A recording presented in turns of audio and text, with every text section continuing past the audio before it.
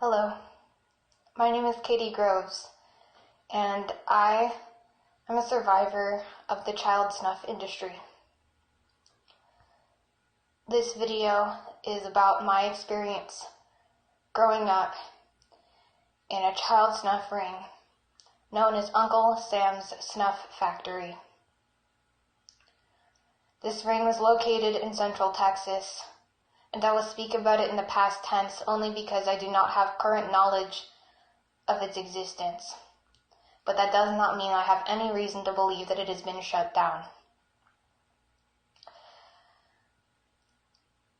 Based on my hazy recollections, hazy because of the torture, the dissociation, the drugging, etc., the MK programming, I cannot give you an exact location, but I know that it was somewhere in Central Texas. My home was in Austin, and I recall the drives being about 45 minutes to get to this place. I recall it being in farmland, the entrance at least, but most of the ring being underground. Many people have a hard time believing that child snuff exists, that even snuff exists, then let alone that high-ranking government officials and military agencies orchestrate it. To believe that there are deep underground military bases that commit mass genocide against children, film it, and sell it on the black market for quote-unquote gore whores, snuff fiends, slop sluts, snuff kings. To watch it is unfathomable to most people. Unfortunately, that is reality, and that is a reality I know too well. I spent the first 17 years of my life being taken to that place on a near daily basis, sometimes held for longer periods of time, in which I was incarcerated, did not know if I would ever see daylight again. I've witnessed thousands of murders, largely of children of color, who were systematically targeted for their race by the white supremacist government, which runs the United States.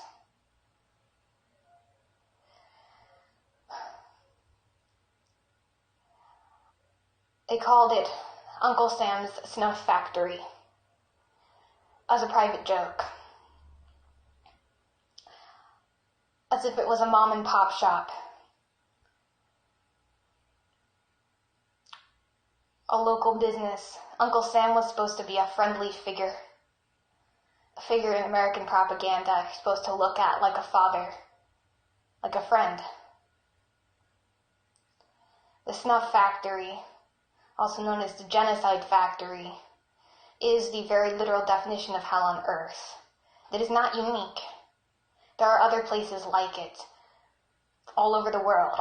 I have been trafficked there as well. But what I can say is there is no place like Uncle Sam's. It is one of those places where a person can get literally anything they want for the right price if they have the connections to be there. I have seen wealthy, aristocratic white women ordering children of color on menus to be delivered dead, cooked on platters in a wing of the place they called Cannibal's Kitchen. And the reason I'm alive and the reason I survived is because I was born into an organized crime family involved with the CIA who ran this operation. And I had the genetics, the family background, to be a candidate for perpetration, for continuing the cycle of violence, from being one of the quote-unquote leaders or members of the group involved. So I was kept alive for experimentation, for slavery, for use. I have fought my way out, and if you want to learn about that, you can watch any of the videos on my channel. It'll be informative. But I still suffer every day deeply with the post-traumatic stress. I have polyfragmented dissociative identity disorder as a result.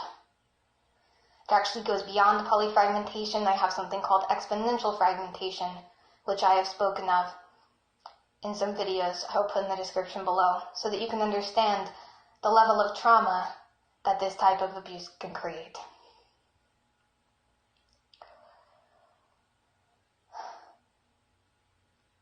I weep for my brothers and sisters in this place, the ones who are undoubtedly still alive and suffering there.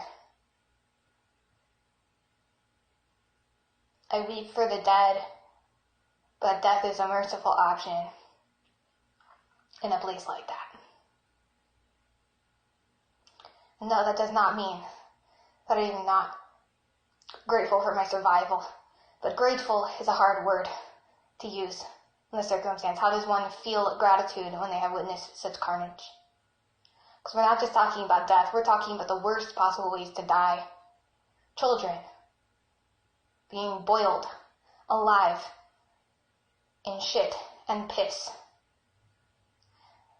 that predators paid to donate into iron tubes. We're talking about children cut apart, fed to other children for people's sexual gratification.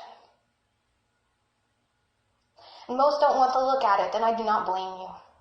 I do not blame the survivors of this abuse who stay dissociated, who remain used and enslaved because they cannot look either, because they cannot come to terms with their experiences. And I do not blame the general public who will not look.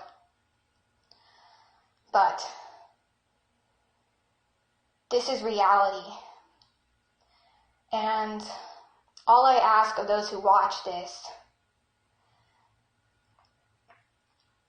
is that you remember that while it may be excruciatingly painful for you to look at this reality, to think about this being possible, there are children. I ask you to remember and acknowledge that there are children who are surviving it every day.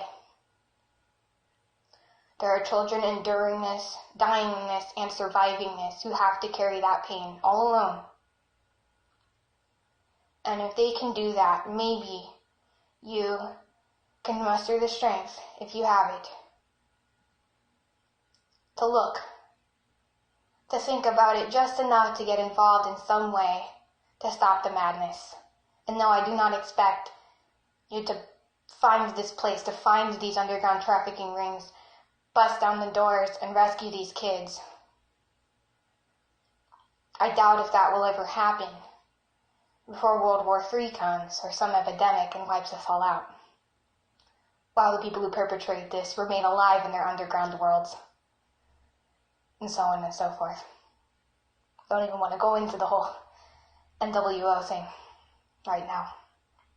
No, I don't expect that from you. I don't expect you to stop this in that way. But there are people fighting human trafficking. There are people who need voices. And at the very least, I encourage you to extend your support in some way to those who have survived, even if you cannot help those who are lost. I don't know how to help those who are lost. But there are people like me, and no, I'm not asking for myself, but for everyone. There are people like me who have survived these things who need help. They need therapists, we need doctors, we need lawyers, we need support, we need friends. We need new family because most of us have lost ours. And if you can be that for somebody, you can help the collective damage created by these rings. And hopefully one day that collective spirit will be strong enough to take this stuff out at its source, to go down into the trenches and actually rescue the majority of the children in child trafficking who never make it out. Thank you.